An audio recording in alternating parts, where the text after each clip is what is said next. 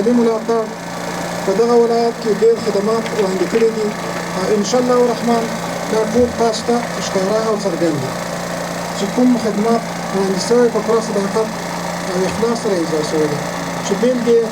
تاسو ته معلومې دي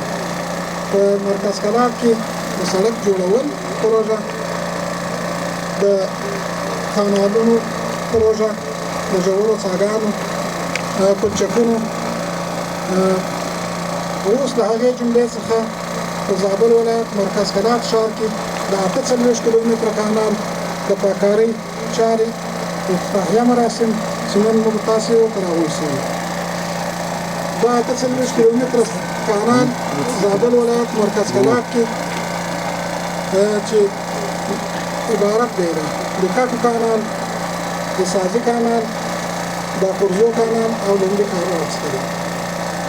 چې په دغه کانال کې 1680 نفرو ته کاري زمینه مساعده شوې ده نو په دغه اړوند ستاسو مشرانو او معززو مسؤلینو څخه په اړوند کارونو کې د همکارۍ امید لرو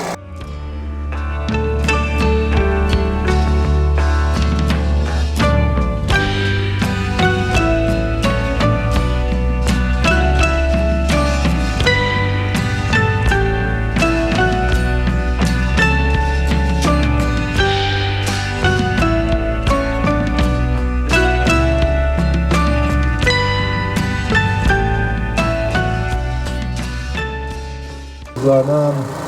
د خپلو خلو او تناکو په همت د وطن د آبادۍ لپاره یو عزم او اراده لري په انتظار کې دي لکه څنګه چې مخکې یادونه وشوله د دې پروژې او د دې کار باندې تشریح او وضاحت وشو چې دا د 1680 نفرو لپاره یو کار ده نو دغه زموږ ارزو ده څه خیریه بنسټونه مؤسسات چې راځي دلته زموږ په وطن کې د همکارۍ او د مرستې اراده لري نو زموږ په دې کې اولیت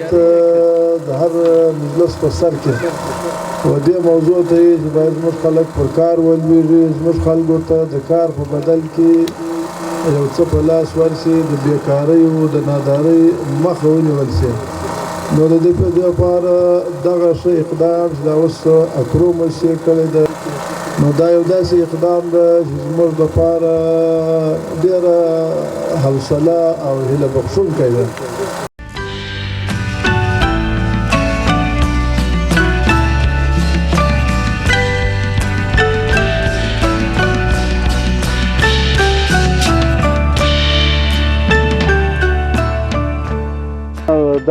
دا کانال د لیکاکو د بیالې په نامه دی ډېر غټ کانال تقریبا 9000 جریبه مځکه تر لاندې ده او دا ټوله مځکه به خړوبه شي د اوبو څخه او بل به دا ګټه شي چې زموږ خلک هم په کار ولېږي خلک هم په کار شي اقتصادي مشکلات د کانال سخته ډېر لري شش کال وچکالۍ هم وځپل بارانونه بیا وروسته بیا موسمه بارانو وځپلو نو ډېر ښه کار اوس زموږ کانال به هم جوړ شي مشکل به هم ورسره راپسې اقتصادي مشکل به هم د خلکو سره تر یو ځایه کم شي ډېر خوشحاله یو ډېره مننه ځینې کوو چې موږ ته دغه زمینه مساعده کړه هم به مو کار وشي هم به مو اقتصادي مشکل ورسره راپسې هم به مو زراعت کې پیشرفت راشي ډېر خوشحاله د مخه کار نو اوس کانال هم پاکېږي او پیسې هم راکوي خپل عالم را جوړوي ډېر خوشحاله ډېر کارګر پر کار شول پخوا په پیسو کارولې اوس په موسسه کاروو پیسې راکوي خپل کار کوو نو ولې ګټه نه کوي ډېره ګټه کوي اوبه راځي د هغو نه په اوبو ځمکې غنمان کرو دا د شادود کلي د جوی لیکاک والده سي زیات شهرت لري او ډېر وخت کېږي سي زیات حاصلات ورکوي او ښه حاصلخیزه والده که دې ته بنیادي کار وشي استنادي دیوالونه ورته جوړ شي پر وخت اوبه ورته ورسیږي او په زیات هکتار جریبه سره هغه اندازه نسو تقریبا 90 هکتار جریبه له دې ولې څخه خړوبېږي او ډېر زیاته مننه د امارت اسلامي څخه او د همکارو مؤسسو څخه دا ډېر د خوشحالۍ ځای ده دلته غریب خلک شته دهقانان خلک شته بزګران خلک شته داسې د کار په مقابل کې دوی ته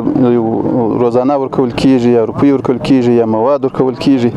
دا د خوښۍ ځای ده چې خلک پر کار شي او له بېبختیو له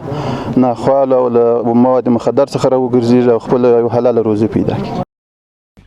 پژواک خبری آژانس د پیښو ریښتینې هنداره